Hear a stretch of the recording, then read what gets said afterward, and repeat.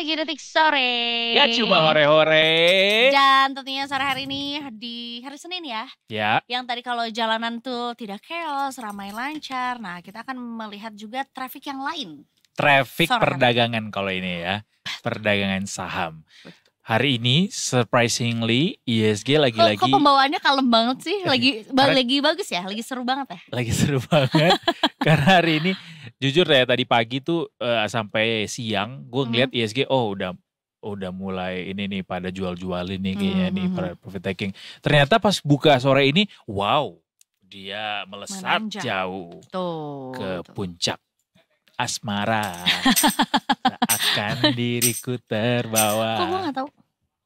Oh berupaya untuk mencitrakan dirinya bahwa aku adalah anak muda. Aku tidak beneran. tahu gitu. Lagunya Utha Likumahua. Oh I'm sorry Om. Ya, Mbak Sheryl pasti tahu. Ini ada Mbak Sheryl dari investasiku The Tickers anyway. Tahu kan Mbak Sheryl?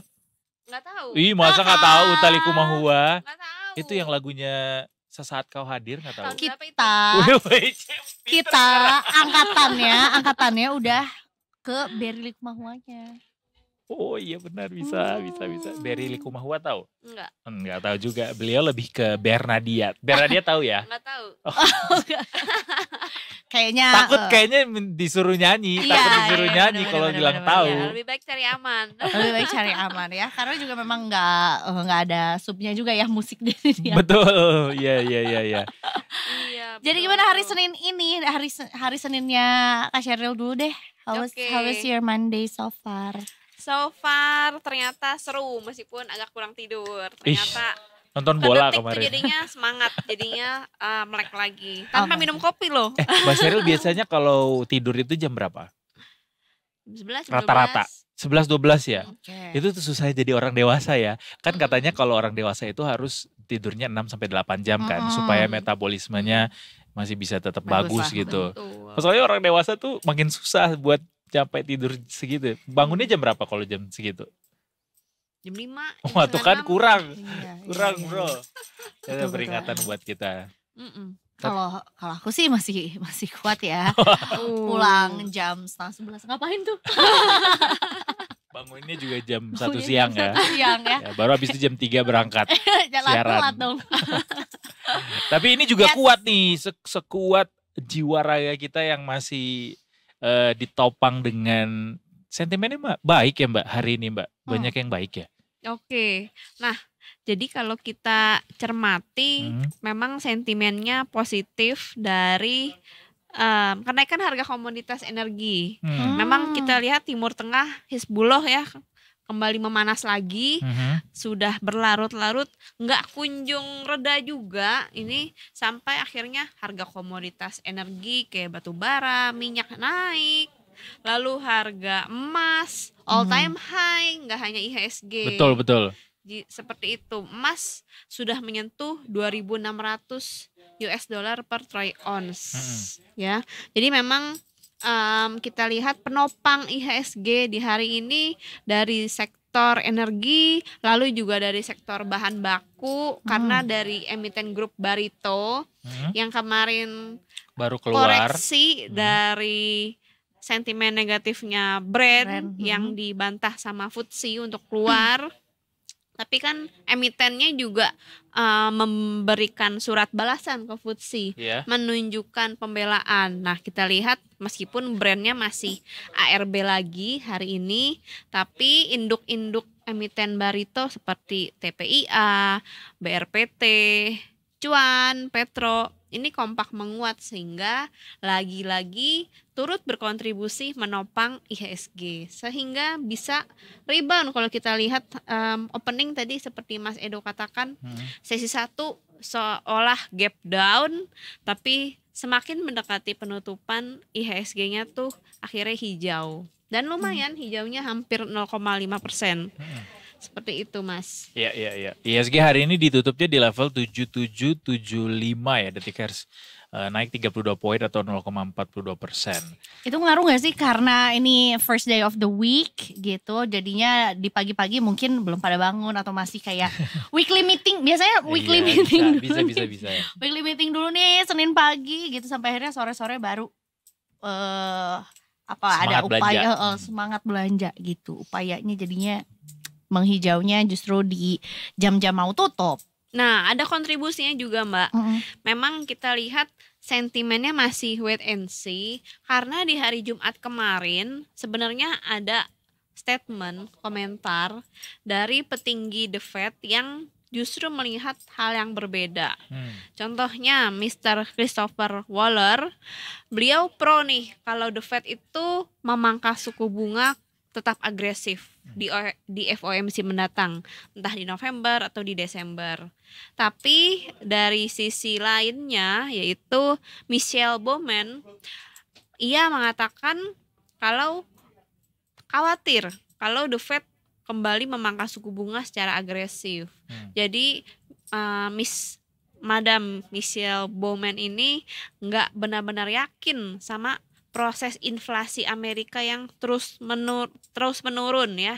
Bahkan ia khawatir kalau proses disinflasinya ini masih prematur sehingga terlalu cepat dinilai sudah benar-benar turun. Ternyata belum seperti itu. Jadi memang biasanya wanita lebih nggak mau gegabah dan terburu-buru ya. Bawa gender. Bawa gender. Karena kontras sekali.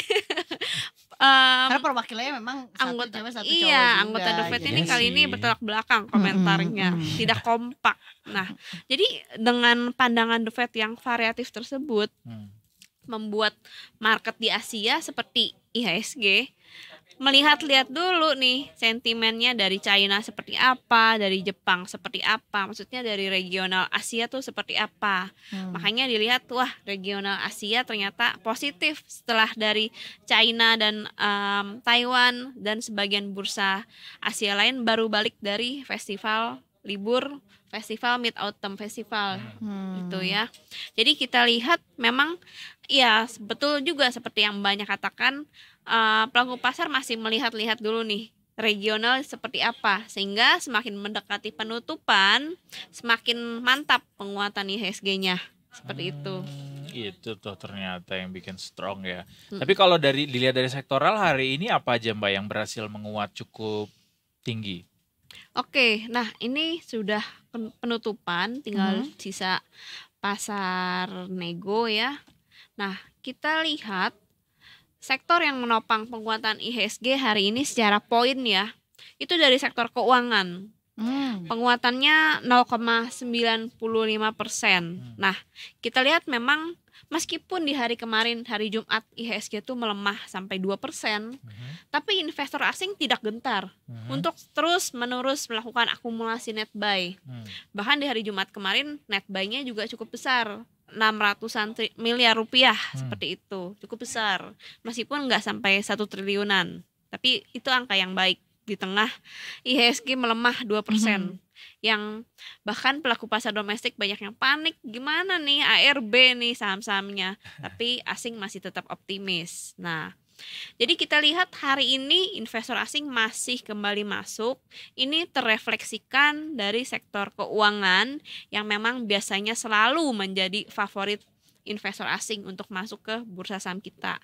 Ini juga bisa kita cermati saham-saham perbankan besar menguat signifikan seperti itu. Lalu ada juga penguatan dari emiten grupnya Prayogo dari sektor bahan baku ya, seperti yang tadi saya ulas, TPIA, BRPT, lalu juga saham-saham yang terkait saham emas, produsen emas seperti MDKA, MBMA, lalu ada lagi BRMS, itu pada rally euforia mengikuti harga komoditas emas yang lagi all time high. Dan terakhir ada energi. Ini lagi-lagi tersulut sama panasnya konflik di Timur Tengah. Seperti itu. Panas di Timur Tengah, di sini juga panasnya luar biasa ya. Jakarta tuh beneran loh panasnya aneh banget sekarang. Betul. Kayak Dan ini sampai ke dalam-dalam gitu loh. Sampai ke hati. Panas hati. Apakah ada sesuatu yang harusnya dilakukan di minggu Cemburu lalu? mungkin gitu ya. Cemburu mungkin ya, atau mungkin seharusnya menjualan. Kayaknya Melepas. jaketnya ketebelan kali ya Mbak sama Mas ya. Jadinya pada hari panasan. Kalau kita sebenarnya menyambut winter. Jadi Betul. kita memang sudah Kan sekarang fall ya. heads ahead. Heads ahead. Kita Udah heads ahead lagi ya. Iya. udah steps ahead gitu. Iya. Jadi kayak orang lain belum Iya, winter. iya. Jadi kayak in advance ya. Sebelum keduluan kita Kita duluan. udah jadi repot sendiri. Bener, repot emang. Jadi memang nggak perlu ya mengambil langkah terlalu depan sampai akhirnya jadi salah prediksi, nggak usah. Iya betul lagi. Iya bener tuh. Iya kan, jadi kayak memprediksikan tanpa dasar. Menyiapkan masa depan itu penting, tapi jangan Kedepanan. terlalu lebay Terlalu gitu jauh ya. terlalu jauh ya. Hadapi ya. aja. Kesusahan hari ini ada untuk hari ini aja. Besok mungkin beda lagi. Beda lagi, Besok datang mungkin lagi lebih dong ya susah. Mungkin kesusahannya. besok lebih susah. Alright. Ini yang jadi pertanyaan juga Mbak. Ketika IHSG, ini kan sebenarnya IHSG masih dalam level yang cukup tinggi ya Mbak ya. Di 7.700an ini. Yes.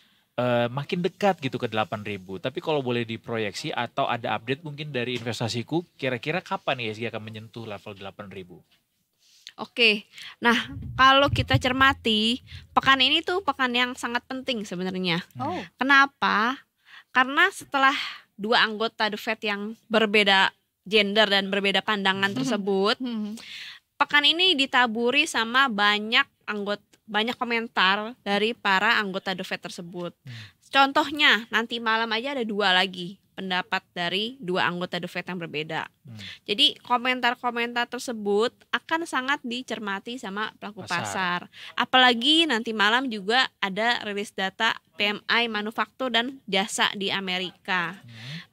Lalu juga kalau untuk kapan nih 8.000-nya? Nah ini tergantung nih komentar dari para pejabat The Fed tersebut. Karena kita lihat market masih mempelajari, mencermati sentimen-sentimen terkini setelah di pekan lalu The Fed ternyata memangkas suku bunga 50 basis poin. Lalu juga saat ini probabilitas di survei melihat FOMC di bulan November mendatang yang paling terkini setelah nanti ya, itu menunjukkan probabilitas 50-50, masih 50-50 untuk besaran pemangkasan suku bunga 25 basis poin dan 50 basis poin. Jadi masih mencermati banget nih perkembangan rilis data ekonomi Amerika dan komentar-komentar dari para pejabat The Fed. Oh, tergantung itu berarti ya. Tergantung banget sama Jadi itu. semuanya lagi pada nungguin ya. Iya. Jadi kalau misalnya ternyata asumsinya si Mr. Waller yang optimis sama pemangkasan suku bunga ini tepat, nah itu bisa mempercepat juga IHSG menuju 8.000. Tapi kalau si Madam Michelle Bowman yang tepat, kalau ternyata disinflasinya nih prematur, nah IHSG-nya bisa menguji level support dulu. Menguji level support kita perkirakan bisa ke level 7.500-an lagi, baru lanjut menguat lagi seperti itu. Kita lihat ada support kuat di sana. Jadi kita masih support 7.500 tuh untuk minggu ini aja atau untuk sampai akhir Oktober lah. Karena sampai memang akhir Oktober. secara historical bulan September Oktober itu bursa saham dimanapun global dan domestik cenderung terkoreksi kinerjanya secara bulanan gitu. Apakah ini ada korelasinya juga dengan Halloween? Ya kita perlu buat riset lebih lanjut. Jadi horor ya awal-awalnya. Horornya, aku kira tuh kayak lebih ke public holiday-nya gitu. Enggak ada liburnya juga Halloween. Ya di sana mungkin merayakan kali ya. Kalau di sini mungkin ya udah aja. Jadi karena serem ada Halloween, jadi kayak orang juga takut gitu buat belanja saham gitu ya. Mungkin fokusnya bukannya berbelanja saham, justru pesta Halloween. Pesta Halloween. Belanja buah labu. Buah. Iya. Buah. Labu tuh sayur, buah kan? Sayur. Buah tahu. Sayur. Ada buah, ada sayur. Nah, tomat deh, tambah lagi. Mari kita tanya ChatGPT jadinya ChatGPT sayur ya. labu siam. Iya. Apakah labu Labu sayur atau buah? Ini masuk ke mana nih labu? Labu beda lagi dong Beda ya. ya. Kalau kata ChatGPT, Wih, buah itu. Buah Labu itu. termasuk dalam kategori buah. Ya Secara botanis, buah adalah bagian dari tanaman yang mengandung biji dan labu memenuhi kriteria ini. Jadi meskipun sering dianggap sebagai sayuran dalam konteks kuliner, tapi labu adalah buah. Karena sebetulnya olahannya justru kan kita jadi cake, jadi kue, jadi es krim, jadi kolak manis. Iya benar. Iya enak tuh labu kalau dikolak. jadi lebih cocok sama buah ya. Lebih cocok Iya, ke lebih buah. cocok. Ya itulah Halloween yang Halloween. akan mempengaruhi mengenai apakah kita akan cepat-cepat atau Mungkin ya, chill. mungkin ya. Iya, karena kita masih menanti banyak data dan sentimen dari global. Dalam negeri nggak ada ya Mbak? Yang lagi diwanti-wanti? Dalam negeri nggak ada yang terlalu signifikan. Tadi hanya ada rilis data apa nih M2 data apa? Data apa ya? Likuiditas. Oke. Likuiditas Dari BI ya? rupiah dari BI. Peredaran uang ya ampun. Iya, peredaran uang tuh guys. Itu, tapi itu sentimennya nggak terlalu signifikan. Itu menunjukkan pertumbuhan secara year on year meskipun ada terjadi pelambatan dibandingkan bulan sebelumnya. Kalau kita lihat sentimennya relatif minim ya sama bursa saham kita.